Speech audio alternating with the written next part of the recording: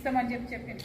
ఇవాళ నేను డిమాండ్ చేస్తూ ఉన్నాను, మీరు కేసీఆర్ గారు ఏదైతే మనిషికి ఇంట్లో ఎంతమంది ఉంటే అంతమందికి మనిషికి 6 కిలోల చొప్పున లిమిట్ లేకుండా ఎంతమంది ఉన్నా ఇచ్చిండ్రో, మీరు సన్న వడ్లు ఇస్తారా, దొడ్డు వడ్లు ఇస్తారా, ఆ పాలసీ ఏం చేస్తారో చేసి బియ్యం మీద లిమిట్ లేకుండా మాత్రం ఇంట్లో ఎంతమంది ఉంటే అంతమందికి ఇవ్వాలని చెప్పి మేము డిమాండ్ చేస్తూ ఉన్నాం.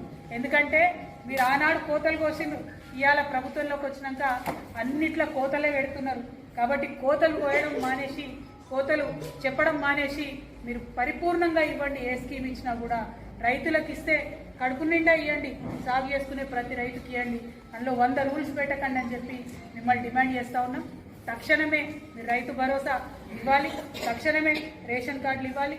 మీ మెదక్కి వచ్చి మీరు ఇవాళ చర్చకు వచ్చి పోయినారు, ఇక్కడ ఉండేటటువంటి షుగర్ ఫ్యాక్టరీని తక్షణమే రిలీజ్ చేయాలని చెప్పి ఈ సర్కార్ని డిమాండ్ చేస్తూ, మరీ ముఖ్యంగా మహిళలకు మీరు ఇచ్చినటువంటి మహాలక్ష్మి వాగ్దానం కావచ్చు, తులం బంగారం కావచ్చు, ఆడపిల్లలకు ఇస్తామన్న స్కూటీ కావచ్చు, తక్షణమే వాటి మీద కార్యాచరణ ప్రకటించాలి, ఇవ్వడం మొదలు పెట్టాలని చెప్పి ఈ సందర్భంగా డిమాండ్ చేస్తూ, మరి మెదక్కి వచ్చి మా మీడియా మిత్రుల్ని, మెదక్ జిల్లాలో ఉండేటటువంటి మా పార్టీ నాయకుల్ని, కార్యకర్తల్ని, అందరినీ, మెదక్ ప్రజల్ని ముఖ్యంగా కలిసేటటువంటి అవకాశం వచ్చినందుకు అందరికీ కూడా ధన్యవాదాలు తెలియజేస్తా ఉన్నాను.